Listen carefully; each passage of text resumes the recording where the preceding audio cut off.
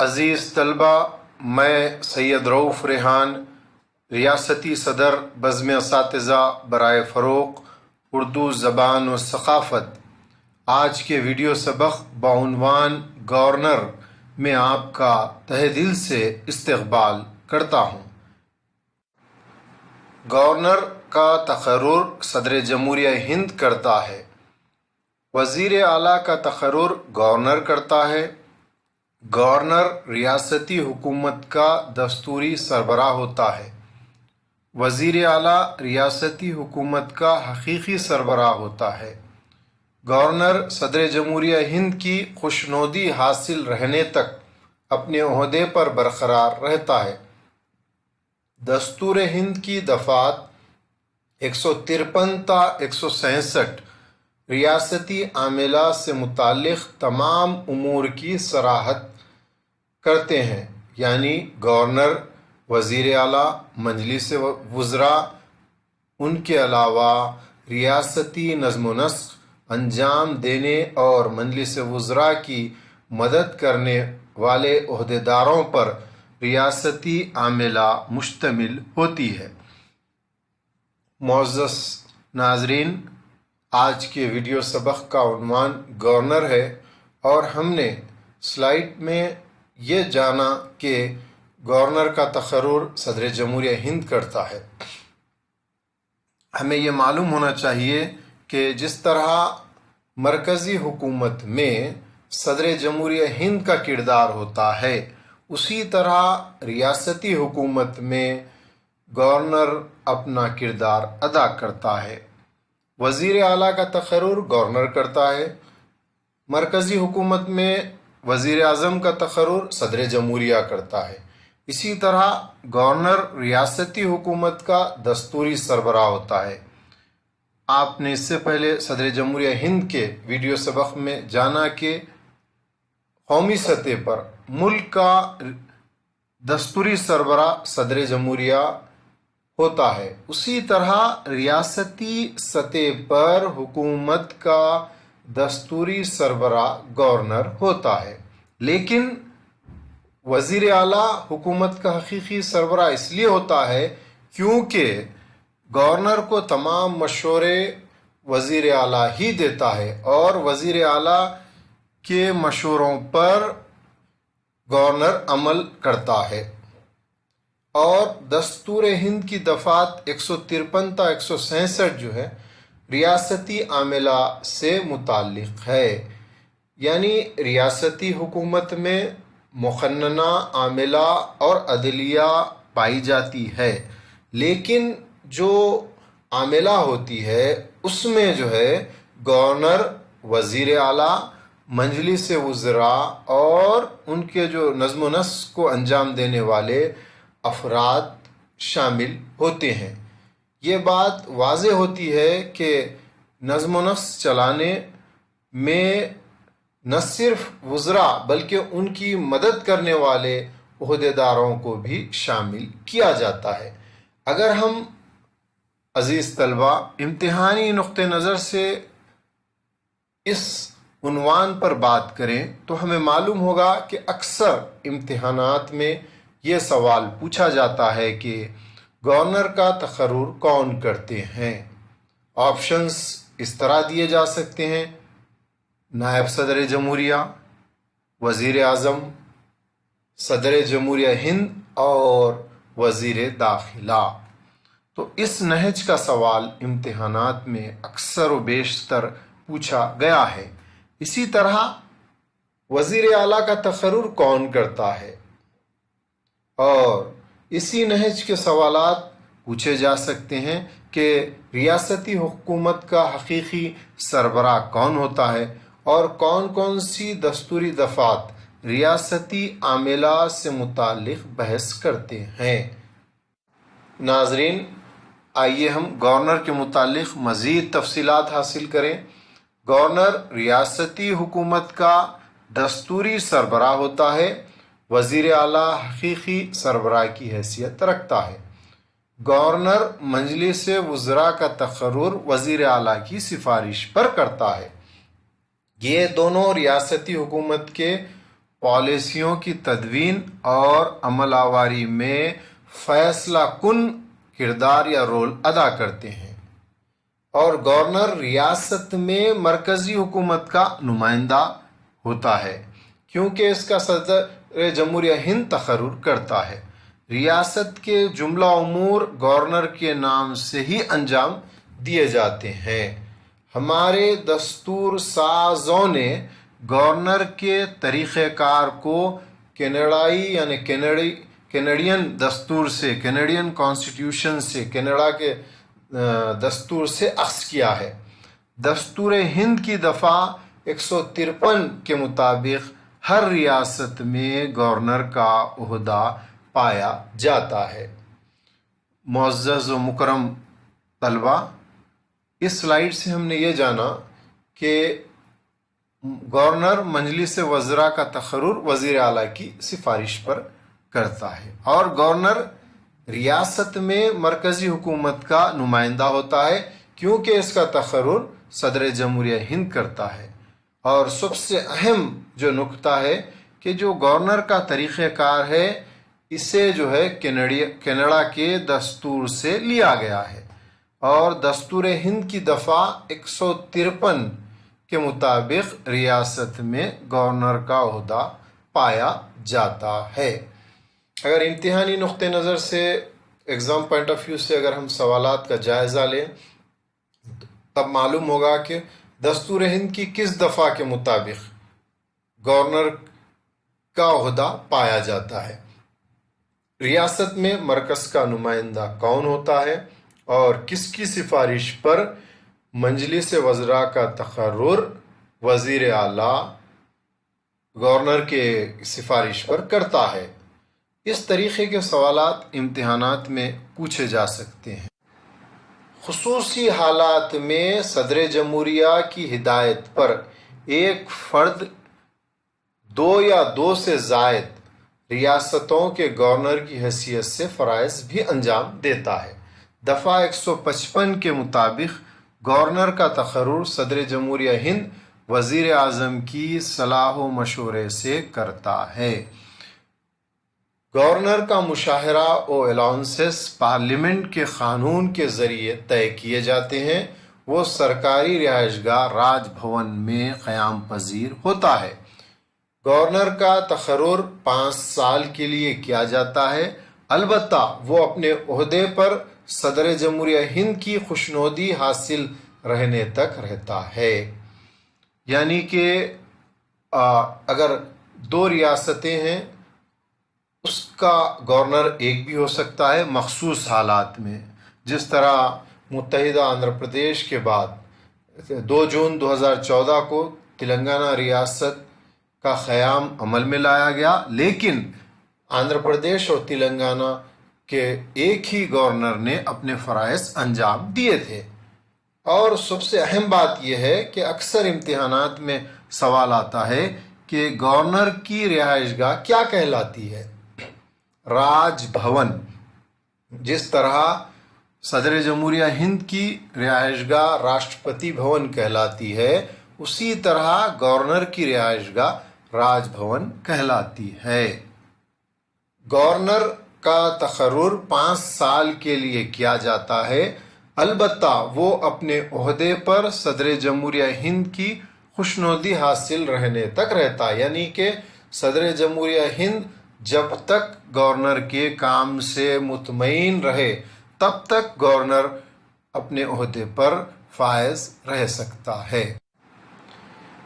صدر گورنر کو اس کی میعاد کی تکمیل سے قبل اس عہدے سے ہٹا سکتا ہے یا کسی دوسری ریاست کا گورنر بھی مقرر کر سکتا ہے۔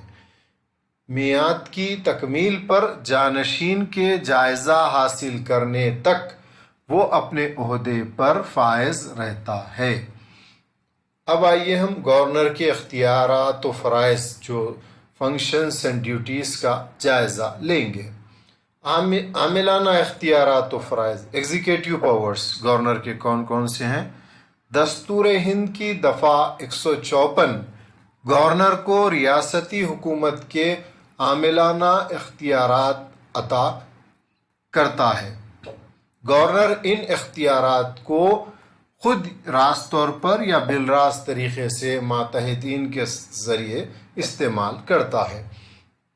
گورنر وزیر اعلیٰ کا تقرر کرتا ہے۔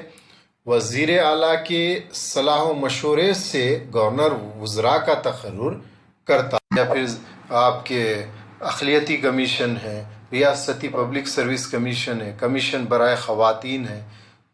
جس طرح قومی سطح پر صدر جمہوریہ ہند UPSC union public service commission کے چیئرمین وغیرہ کا تقرر کرتا ہے، اسی طرح ریاستی سطح پر جو ادارے حکومت کے اہم پائے جاتے ہیں ان اداروں کے اراکین یا پھر اس کے چیئرمین یا صدر نشین کا تقرر گورنر کی جانب سے۔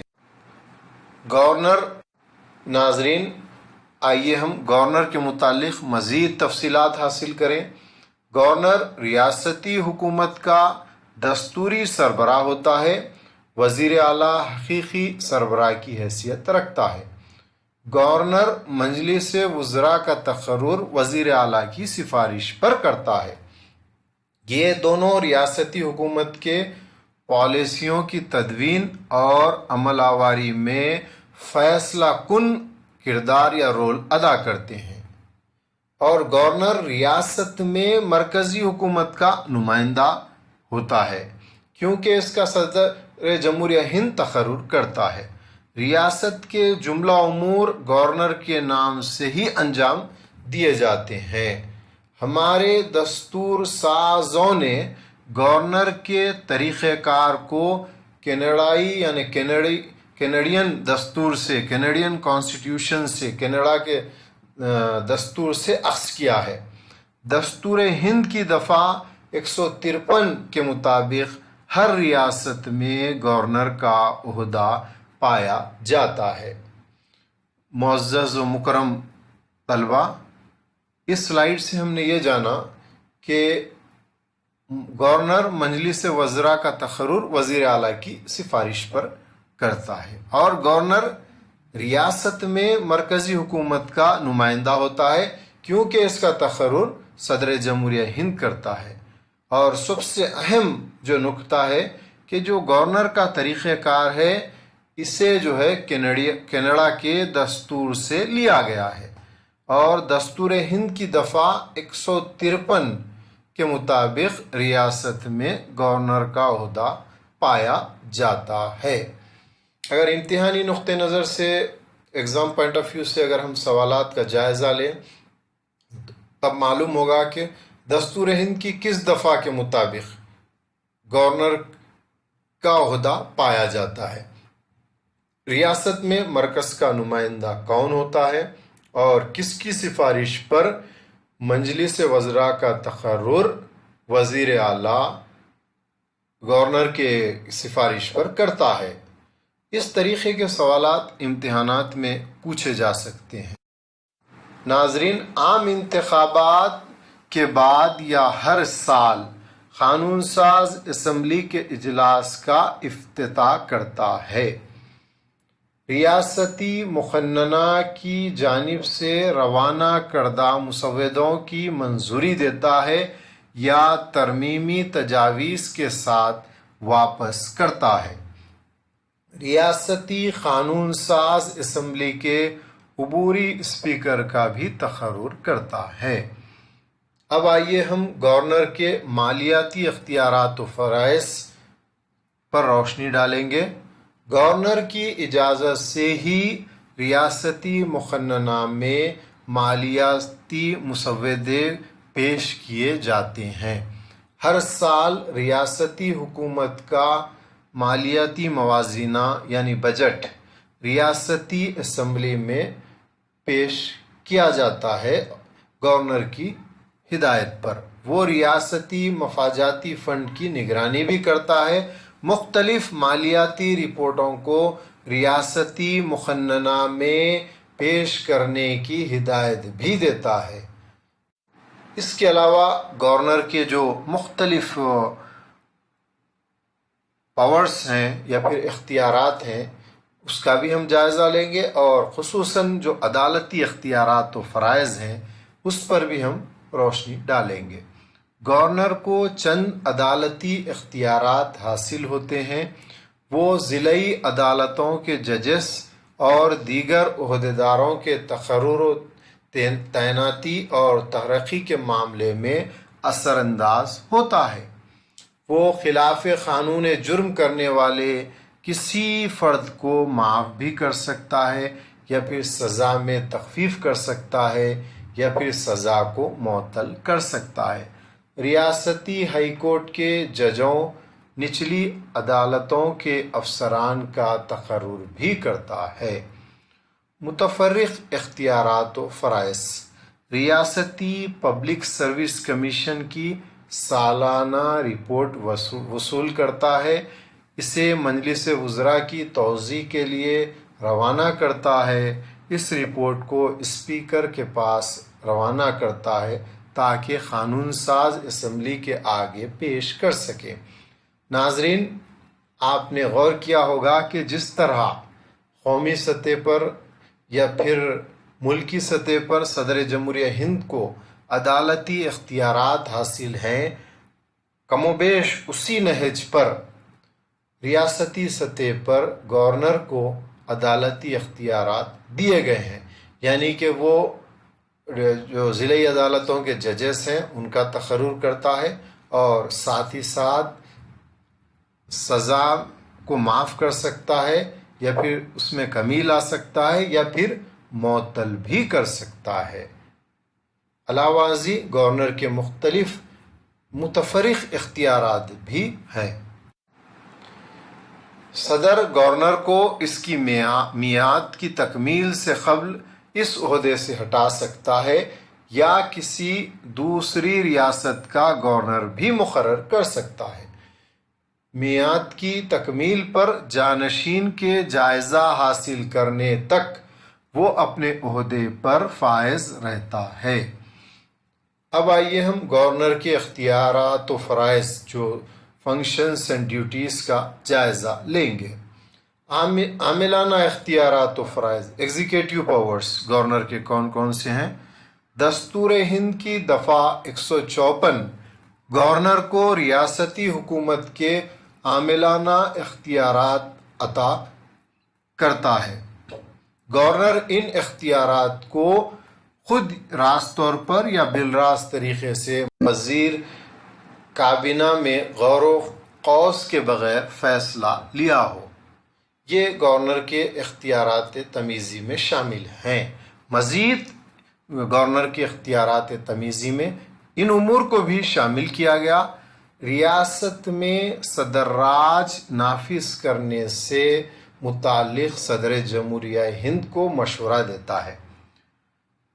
ریاستی مقننہ کی جانب سے منظور کردہ کسی بھی مشورے کو نامنظور کرتے ہوئے دوبارہ غور و خوض کے لیے واپس کرتا ہے۔ بعض امور پر آرڈیننس یعنی فرمان جاری کرنے سے قبل صدر سے ہدایت حاصل کرتا ہے۔ ناظرین، اس عنوان پر ہم نے یہ معلومات حاصل کی کہ گورنر ریاستی سطح کا دستوری سربراہ ہوتا ہے اور اس لیے گورنر ریاست کا پہلا شہری بھی کہلاتا ہے۔ جس طرح مرکز کا یا پھر قومی سطح پر ملک کا پہلا شہری صدر جمہوریہ ہند ہوتا ہے، اسی طرح ریاستی سطح پر پہلا شہری گورنر ہوتا ہے۔ اور گورنر دراصل چونکہ صدر جمہوریہ ہند کی جانب سے نامزد کیا جاتا ہے، اس لیے کہ مرکز کا نمائندہ ہوتا ہے اور حتیٰ کہ ریاست میں صدر راج نافذ کرنے سے متعلق بھی یہ جو ہے صدر جمہوریہ ہند کو مشورہ دیتا ہے۔ فی الحال ہم نے گورنر کے متعلق کافی معلومات حاصل کی اس ویڈیو لیسن کے ذریعے۔ شکریہ۔